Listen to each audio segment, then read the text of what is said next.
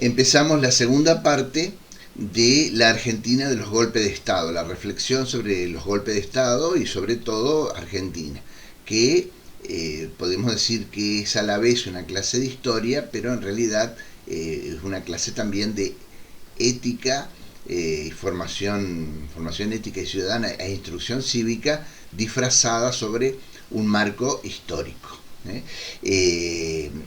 Ya hemos hablado en la primera parte sobre los golpes de Estado en sí, hemos hablado de términos como legalidad, ilegalidad, legitimidad, ilegitimidad. Hemos visto las diferencias morales, las diferencias legales, hablamos también de la Operación Valquiria, de lo que fue la Operación Valquiria, también hablamos de los grupos de presión política o factores de presión política, de cómo los golpes de Estado necesitan del apoyo de algún sector político o sindical, o político y sindical, y también muchas veces religioso para funcionar, para que la maquinaria del Estado funcione, y le hacíamos la comparanza con los naipes españoles, con espadas, bastos, oros y copas. Hoy vamos a seguir con las reflexiones, más específicamente hablando de la Argentina. Y les quiero recordar también esa comparanza que hice. La clase anterior fue de todas comparanzas con la casa chorizo, porque acá, si ustedes aplican este concepto de la casa chorizo, lo que voy a reseñar aquí, van a ver, digamos, la gran debilidad institucional de nuestro país a lo largo del tiempo, con la disculpa de que somos una nación joven, una nación adolescente que se hace a los golpes, pero si uno mira la debilidad institucional de nuestra historia patria, por ahí da ganas de llorar. Yo lo he resuelto con este pensamiento: somos una patria joven, somos una patria adolescente. Adolescente viene de adolecer, de sufrir, de aprender a los golpes, y bueno, con eso me da cierto consuelo, pero si uno la ve fríamente, por ahí da ganas de llorar, ¿no? Porque realmente qué poco respeto que ha habido a lo largo de nuestra historia por nuestras instituciones, incluso por aquellas que las crearon. Ya vamos a hablar después de la generación del 80, de la organización constitucional de nuestro país, con esa gran mentira que era que fueron las presidencias a las cuales se llegaba por fraude electoral, por ejemplo. Entonces, normalmente para la gente es fácil ver la debilidad institucional argentina desde los golpes de Estado. Viene un grupo de tipos armados con uniforme, con tanques, se apoderan del poder, se acabó la democracia. Pero si nosotros nos fijamos a lo largo de la historia argentina, son más los gobiernos con debilidad institucional y gobiernos que en realidad han sido ilegales que los gobiernos de legitimidad de origen. ¿Qué es un gobierno de legitimidad de origen? Aquel gobierno que llega por las leyes, hay una serie de leyes que pautan su llegada, llega por medio de esas leyes que pautan su llegada. Ese es un gobierno de legitimidad de origen.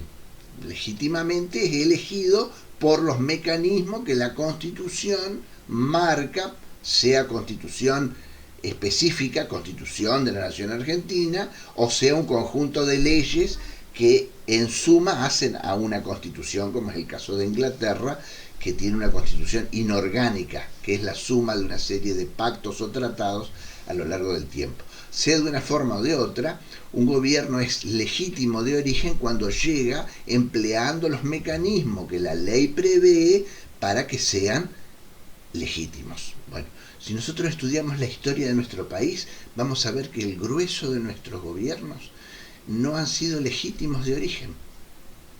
A nosotros nos puede parecer que sí, porque tenemos democracia más o menos bien, digamos, con sus claroscuros, desde el 83 al 2021. Pero si nosotros estudiamos la historia argentina desde allá lejos, 1810 a hoy, vamos a ver que nuestra historia argentina deja mucho que desear en ese sentido. Al respecto me remito a otro video que pueden ver, que es un intento de periodización de la historia argentina, que no es que no se lo cito por Aragán, sino que no se lo cito por no excederme en tiempo. O sea, entiendo que si ustedes miran a posterioridad, o si fuese mejor previamente, ese video, les va a ser más fácil entender la periodización que yo voy a retomar acá. Sobre esa periodización preexistente mía, que es la que a mí me sirve y que les propongo a mis alumnos, yo quiero señalar varias cosas. Hablemos de presidencias argentinas constitucionales. Yo sostengo que en Argentina hay gobiernos que no se puede hablar de legitimidad de origen ni de ilegitimidad de origen de ninguna manera, porque estábamos haciéndonos afuera de las circunstancias. Y son los gobiernos provisorios, que también señalé en un primer video sobre la historia de los primeros años de la vida política argentina, y que eran necesarios, gobiernos de independencia, gobiernos de guerra, en una guerra que era a la vez de independencia y era guerra civil, entre los criollos pro-independentistas y los criollos pro-monárquicos.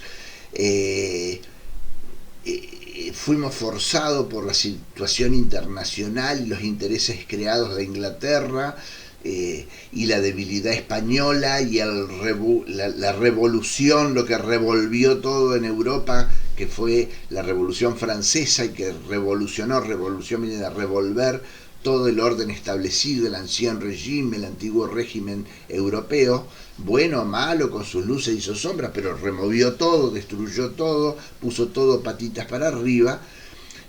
Aparece el corso petizo, Napoleón, un despiplume completo, Inglaterra con sus propios apetitos sobre América, la guerra con el corso petizo, España débil institucionalmente, hecha trizas por esas circunstancias en esa guerra de gigantes, forzados por la situación, ¿sí? Forzados por la situación a una independencia que nos llegó demasiado pronto. Entonces tampoco se le puede pedir más que lo que hicieron nuestros primeros hombres de Mayo y los primeros años de la vida política argentina, hasta llegar a 1829, en donde el país más o menos se institucionalizó con una constitución informal, de pactos y tratados entre las interprovinciales, que en su conjunto formaban extraoficialmente una especie de constitución a grandes rasgos,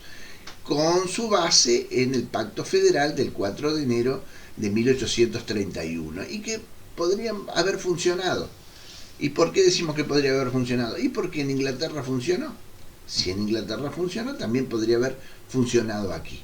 Pero lo cierto es que ese intento de constitución inorgánica terminó abruptamente por la presencia de una constitución orgánica propuesta por Urquiza, el rival de Rosas, ¿no? Y que para derribar a Rosas tuvo que aliarse, siendo él federal, se tuvo que aliar con los unitarios, y de eso salió una constitución formal federo-unitaria, que para mi gusto no es lo ideal de lo que podría haber sido, si se hubiese dejado la continuidad de esa especie de constitución informal que tenía la Argentina de la época de Rosas.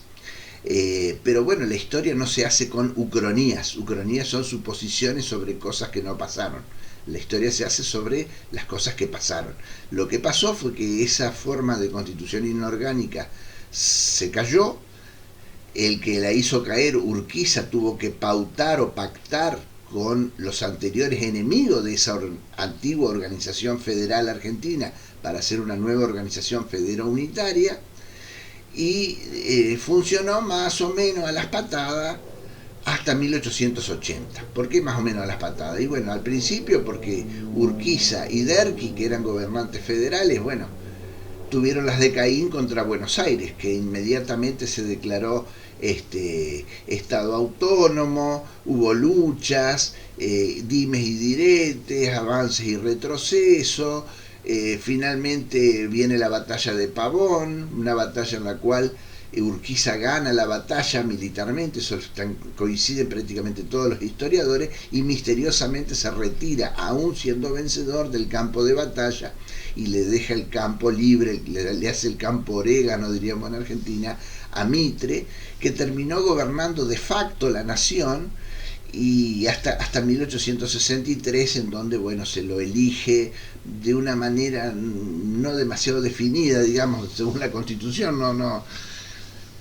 No estaba tampoco muy bien prevista la sucesión presidencial, la forma de llegar al voto popular, porque no existía la ley electoral de 1912 con las garantías que daba la ley electoral, con una fotografía, la documentación que usaba la población de la época tampoco permitía mucho al respecto de un voto popular secreto, libre, obligatorio.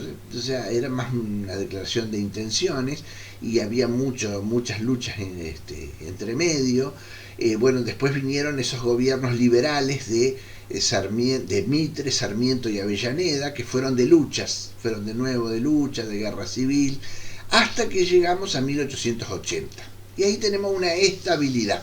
Tenemos gobiernos constitucionales que llegan con el voto popular. Pero, hay un pero, llegaban con el voto popular trucho, diríamos, perdónenme la expresión, pero a veces esas palabras vulgares que usa el pueblo sirven solitas porque solas definen todo. Entonces, a veces es un crimen no usarlas, ¿no es cierto? Porque en Argentina yo les digo es un voto trucho y ya está, ya entendió lo que se le quiso decir, ¿sí? Si hay por ahí algún extranjero, hacemos una profundización de esto de decir voto trucho, que era el voto fraudulento.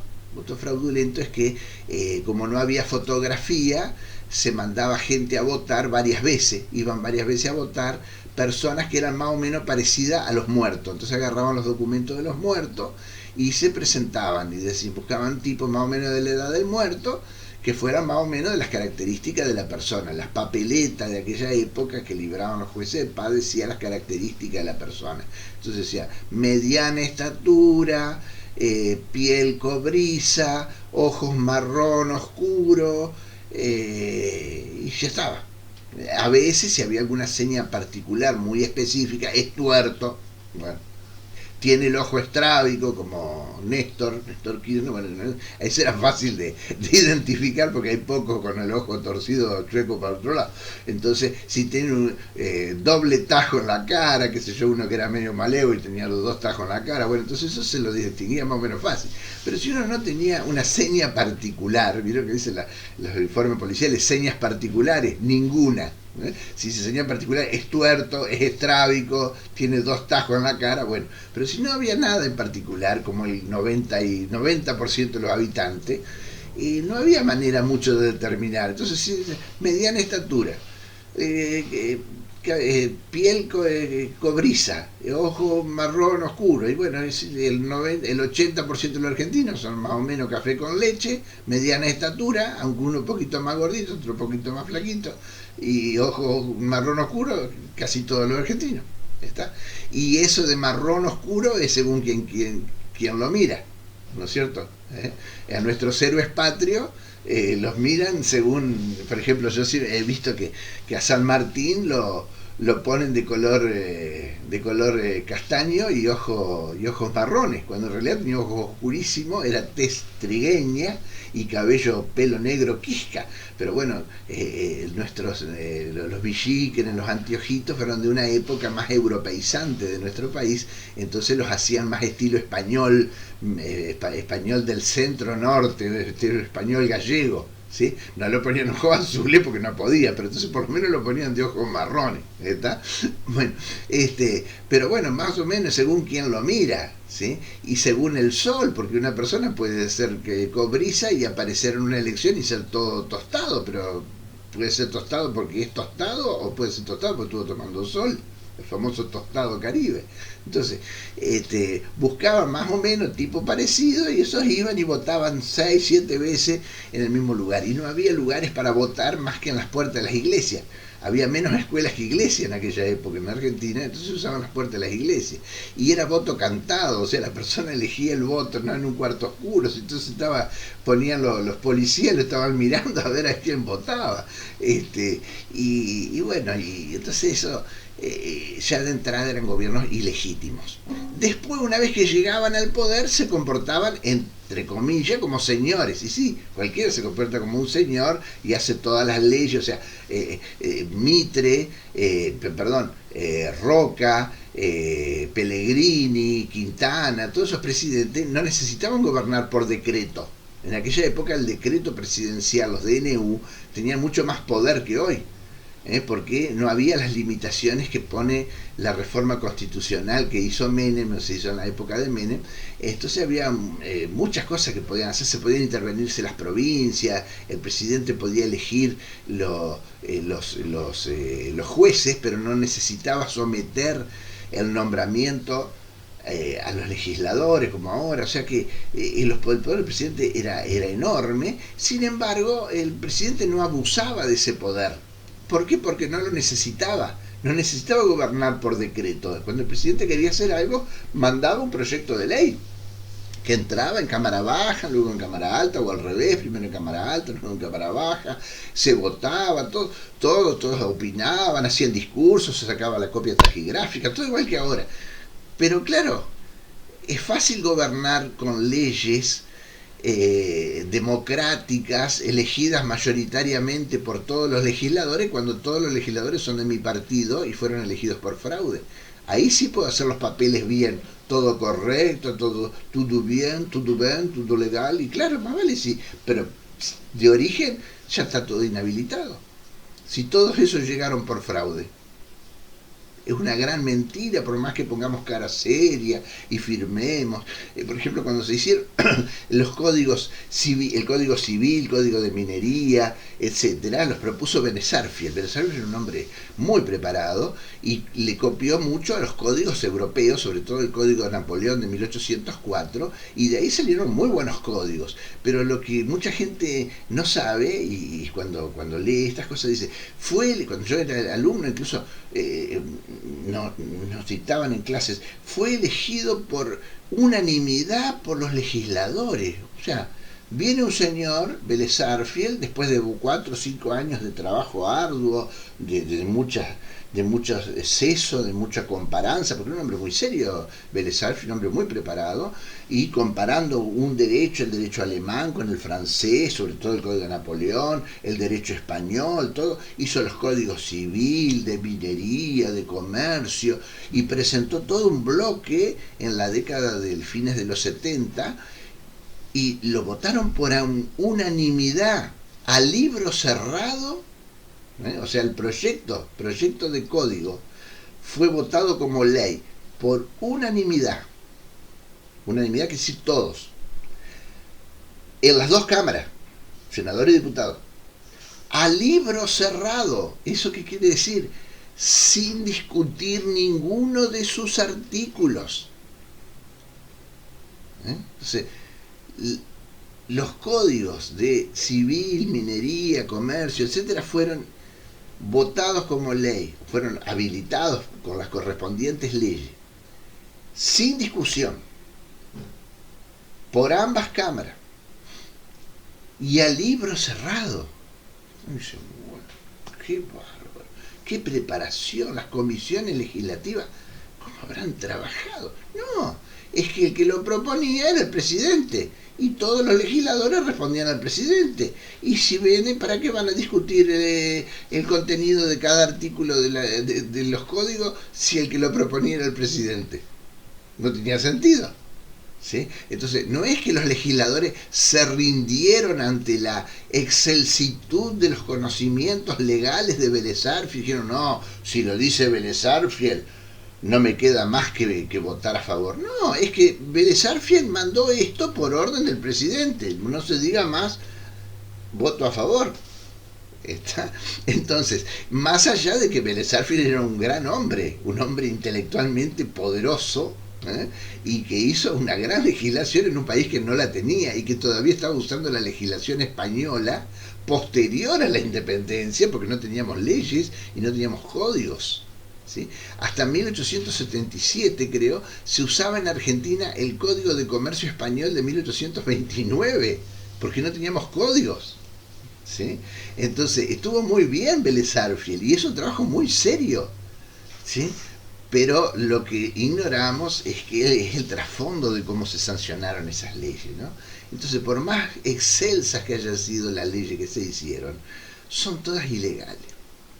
¿Por qué son todas ilegales? Porque los que llegaron en forma ilegal. ¿Está? Y eso va desde 1880 a 1916. Y ahí llega recién un presidente legal de origen a partir de la ley de 1912, que la sancionó precisamente un presidente que llegó por fraude, que fue Roque Sáenz Peña. Pero Roque Sáenz Peña tenía su costado moral bueno, y aunque él llegó por esos mecanismos, él llegó para cambiar esos mecanismos, ¿no? Él siempre quiso cambiarlos. En su momento, cuando asumió como presidente su papá, Luis Sáenz Peña, él había encabezado una facción del partido para llegar al poder, y para que no llegue lo propusieron al padre.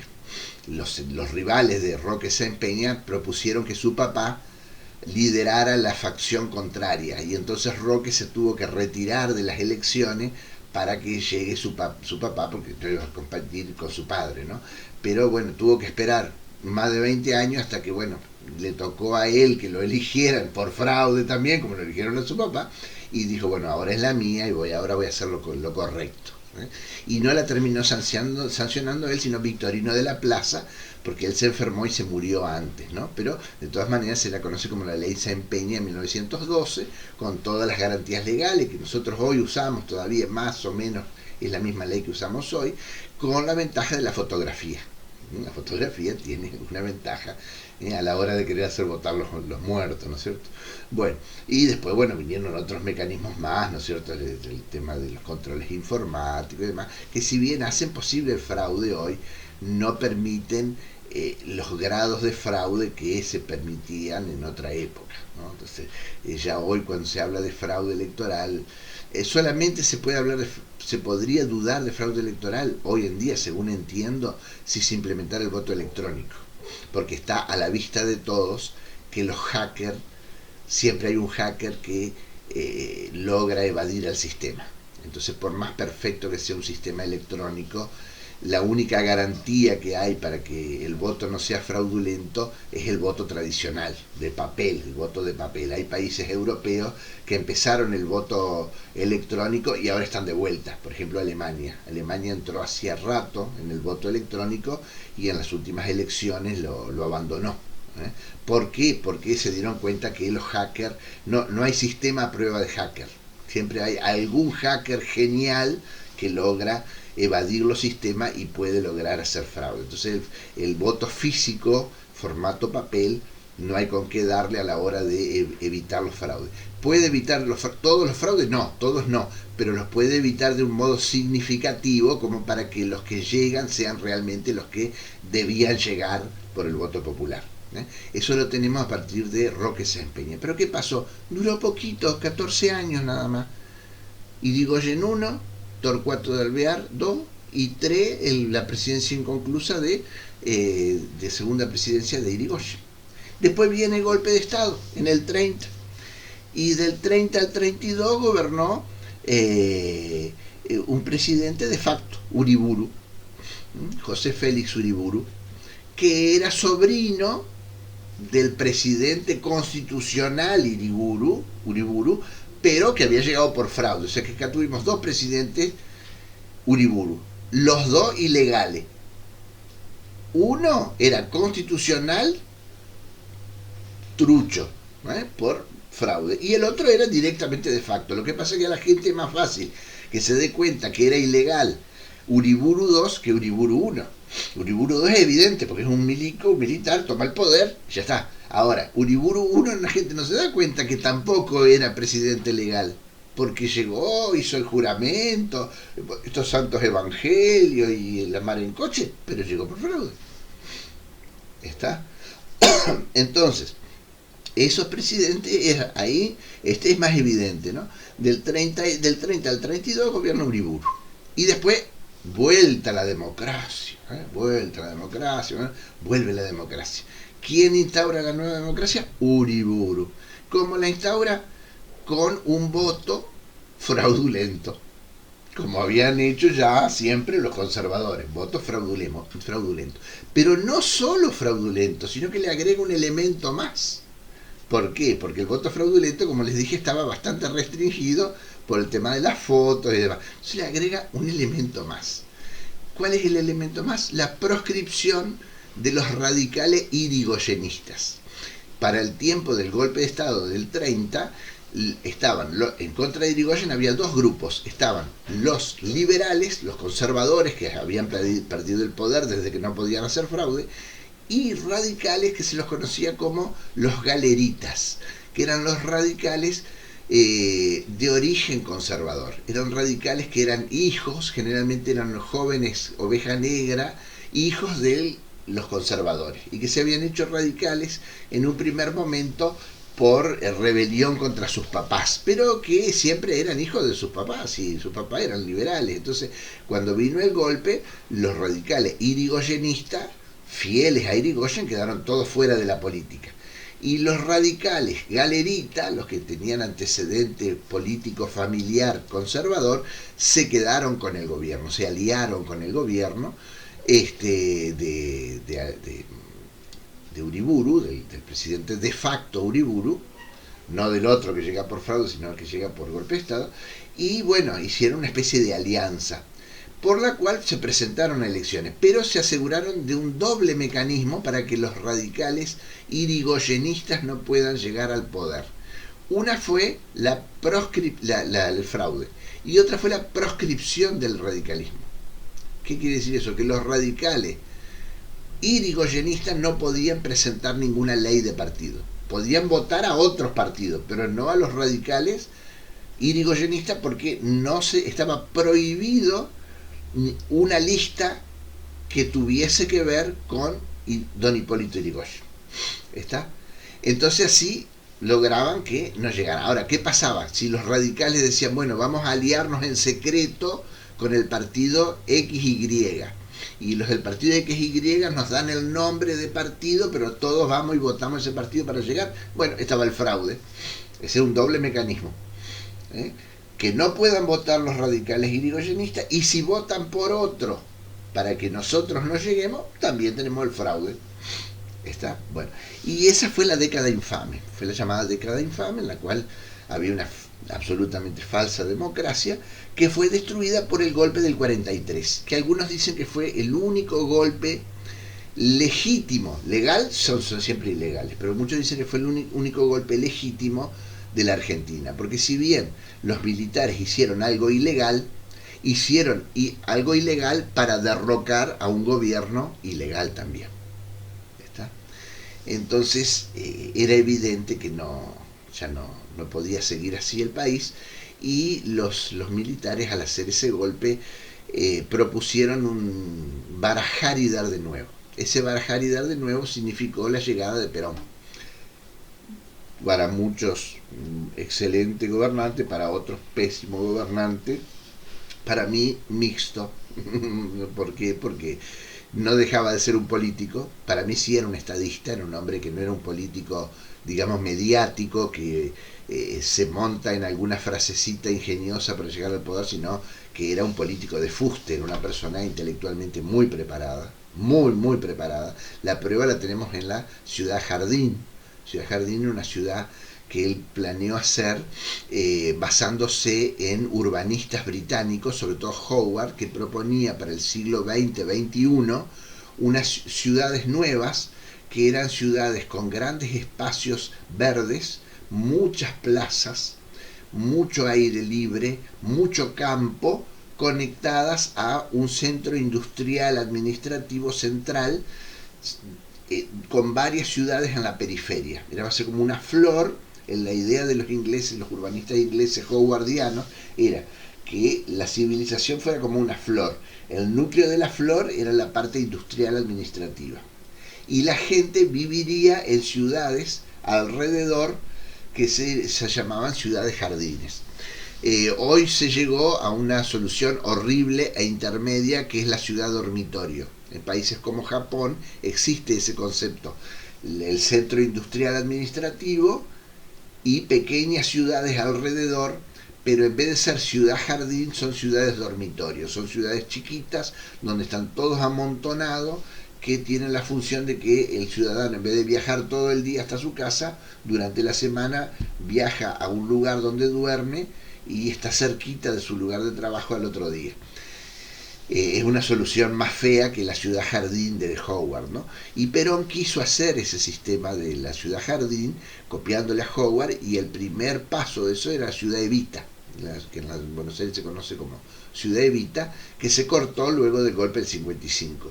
Yo no sé si Ciudad Evita iba a tener éxito o no, si era una buena idea o no, pero sí me da una idea, valga la redundancia.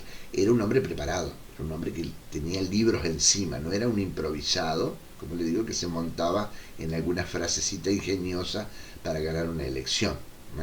Saben a lo que me refiero. Piensen un poquito para atrás las últimas elecciones, los últimos 30 años, para dejar contentos a todos y no dejar enojado a nadie. ¿Cuántos políticos llegaron con alguna frasecita ingeniosa? Lo cito un poquito a todos para no quedar mal con nadie. Con la democracia se come, se vive y se educa. Síganme que no los voy a defraudar. ¿Sí? Se puede, sí se puede. Vamos por todo. Bueno, de todos los colores, ¿no? Una frasecita ingeniosa y después no hay cacúmenon detrás, no hay sustancia. ¿Sí? En cambio Perón no, Perón era un hombre verdaderamente preparado. En eso no lo puede negar nadie. Perón, pueden no quererlo, pueden odiarlo, pero Perón para mí era un estadista, era un hombre intelectualmente preparado. Ahora, que haya sido buena o mala persona, y ya no me atrevo yo tampoco a emitir juicios, pero sí digo que era una persona objetivamente preparada. Y llegó al gobierno legalmente, en el primer gobierno. En el segundo gobierno está en discusión. ¿Por qué? Porque en entremedio del primer y segundo gobierno él no podía llegar a una reelección. No existía, porque no había reelección en la Constitución. Eran 6 años y nada más. Después se tenía que ir, y si quería después de otros 6 años presentarse de vuelta a Perón. Y Perón quería seguir. Entonces hizo la reforma constitucional. Una reforma constitucional que algunos dicen que fue ilegal y otros dicen que fue legal. ¿Por qué? Porque unos dicen, no, fue ilegal porque Perón lo hizo con 2/3 de los legisladores presentes en ese momento y no con 2/3 de la cantidad teórica, lo cual es cierto. La Constitución manda que las reformas constitucionales se hagan por la mayoría del total teórico, no de la mayoría de los presentes, no 2/3 de los presentes, sino 2/3 de todos los legisladores, estén o no estén. Pero también es cierto que hubo 2 reformas constitucionales previas en Argentina que se hicieron con 2/3 de los presentes. Ya había antecedentes legales de que se podía hacer de otra manera y nadie había dicho nada. No había dicho nada porque los que gobernaban tenían la batuta, entonces nadie dijo nada en ese momento. Entonces, según lo veamos de un lado o de otro, los últimos 3 años de gobierno de Perón fueron legales o ilegales. Los peronistas dirán que fueron legales, los antiperonistas que fueron ilegales. ¿Por qué es tan importante esto? Porque según sean legales o ilegales, son más o menos los gobiernos legales que tuvimos en Argentina cuando hagamos la suma. Ya después lo retomamos. Seguimos. Golpe del 55 al 58, Revolución Libertadora, presidentes de facto, de Leonardo Aramburu. Después vienen democracias restringidas. ¿Qué quiere decir democracias restringidas? Democracias con el voto popular, voto libre, secreto, obligatorio, todos los papeles, todo bien hecho, sin fraude, pero con proscripción del peronismo. Si un partido está prohibido legalmente, ya no hay legitimidad de origen. O en todo caso estamos hablando de democracias restringidas. Si todos pueden votar menos uno, y bueno, si hay uno que no lo dejan votar, ya es ilegal el gobierno. ¿Está? Entonces yo no los considero verdaderos gobiernos legales, aunque hayan sido buenas personas, no estoy hablando de sus cualidades morales. ¿Está? Bueno, y después viene, entonces, hasta que andaban mal, resbalaban por todos los cuatro costados porque no tenían apoyo popular, sobre todo dentro de los gremios, que eran peronistas los gremios y querían que Perón volviera, y luego aparece la guerrilla encima, en los 60, ya llegando a los 60. Entonces lo sacan al presidente, a Frondizi, dejan el presidente del Senado, vuelven las elecciones, la gente votó mayoritariamente en blanco, llegó un presidente que llegó sin fraude, pero votado por muy poca gente porque el voto en blanco fue más abundante que el voto a favor, el voto positivo hacia Ilia, y los presidentes que lo toleraron un tiempito, cuando empezaron a atacar los Uturunco, que fueron los primeros grupos guerrilleros en Argentina, dijeron, no, el caso terminó, chau, chau, chau, vieron al militar otra vez, y volvieron los militares y se quedaron otro periodo. Hasta el 73, en donde los militares, ya con una creciente movilización popular, de estudiantes, de los sindicatos, las guerrillas que cada vez estaban más activas, sobre todo y montoneros, y ya la economía se agua por los cuatro costados, bueno, deciden dejar que vuelva la democracia, pero restringida. Eso fue el gobierno de Cámpora, en donde dejaron que todos voten, incluso los peronistas, menos un peronista. Había un peronista que no podía participar, ni como votante ni como elegido, Perón. Podían votar, incluso los peronistas podían votar, incluso se podía votar a un partido peronista, incluso se podía votar a un candidato peronista, incluso se aseguraba que no hubiera fraude, pero había uno solo que no podía venir a votar, ni ser votado, Perón. Bueno, tampoco es legal. Una democracia restringida. Bueno, llega Cámpora al gobierno, Perón al poder, los que tengan algún añito más se deben de acordar, y llega Perón otra vez como gobierno legal. Van a elecciones nuevamente, todo perfecto, y durante 3 años está el gobierno Perón, que grandes son, no, Perón, es Perón y viuda de Perón, porque Perón se muere enseguida, y viene el golpe del 76. Y del 76 al 83, presidentes de facto, de vuelta. ¿Está? Entonces fíjense ustedes que acá tenemos un periodo que va desde 1880 a 1983 de 103 años. En esos 103 años tuvimos 77 años de fraude, gobierno de facto o gobierno de democracia restringida, todos ilegales, más o legales o menos ilegales. Fraude, ilegales de origen. De facto, la ilegalidad queda a la vista. Y restringida, también ilegal, porque si hay uno que no puede votar, que no lo dejan votar, ya está. ¿Está? Entonces, verdaderamente, o sea, ilegales con mayor o menor ilegalidad, pero todos ilegales, 77 años, chicos, 77. Y democracia, 26 o 23. 26 o 23. ¿Sí? A los que le guste Perón, 26. Y 77 de ilegalidad. Mayor o menor, pero ilegalidad. A los que no le guste Perón, lo odien a Perón y consideren que sus últimos 3 años de gobierno fueron ilegales porque llegaron con una constitución reformada ilegal, bueno, en vez de 26, 23. Pero si son 23, también súmenle 3 más a los otros. En vez de 77, 78, 79, 80. 80 contra 23. La discusión acá sería si fueron 77 contra 20 negativos contra 26 positivos, o si fueron 80 negativos contra 23 positivos. Eso lo dejo a su criterio, como diría la inefable y bella Karina Jelinek. ¿Sí? Y siguiendo, después tenemos del 83 a la fecha, tenemos sí 38 años de democracia. Pero aún así, si sumamos desde 1880 hasta 2021, tenemos 74 positivos, contando los 3 de la segunda presidencia de Perón, y 77 negativos. Son más los gobiernos negativos que los positivos. Y si sacamos esos 3 que hablábamos, los últimos 3 del segundo gobierno de Perón, tenemos 77, no, tenemos 77, 78, 80, tenemos 80, ¿sí? Contra 71, 80 contra 71, 80 negativos contra 71 positivos. Aún después de haber tenido 38 años de democracia corrida, ¿sí? Entonces, ¿cómo puede andar bien un país así? O sea, lo digo para que nos dolamos, pero también para que nos disculpemos. Somos una nación joven, ¿no es cierto? Pero fíjense ustedes, todas las leyes que tenemos, todas las leyes que se hacían durante los gobiernos militares, eran decreto ley. ¿Por qué eran decreto ley? Porque el Senado estaba cerrado. Entonces los presidentes hacían decreto con fuerza de ley. Cuando volvía la democracia, ¿qué es lo que tendría que haber hecho? Tendría que haber derogado todos esos decretos ley y anularlos por ilegales.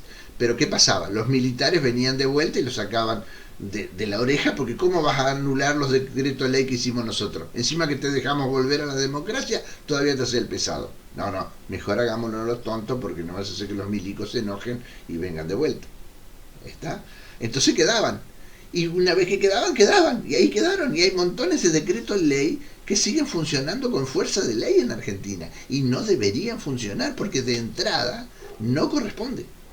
¿Y qué pasa con las otras leyes constitucionales del 1880 a 1916? Incluso la ley electoral, que fue elegida por legisladores llegados por fraude.